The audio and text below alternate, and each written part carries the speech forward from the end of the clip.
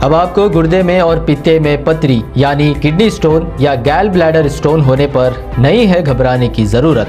शहर हैदराबाद में सालों से इस इलाज के लिए ख़ानदानी सिलसिले से चला आ रहा है भरोसेमंद नाम RS यूनानी फार्मेसी, जहां पर ख़ास तौर पर पित्ते में मौजूद पथरी और दोबारा पथरी ना होने का किया जाता है मुकम्मल इलाज। आपको इस दर्द से हमेशा के लिए मिल जाएगा छुटकारा।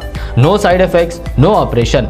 तशखीस करते हुए दवाएं की जाती है फराहम। तो देर ना करें, जल्द ही तशरीफ़ लाए RS यूनानी pharmacy, Bahadurpura X road, opposite Canara bank, Hyderabad.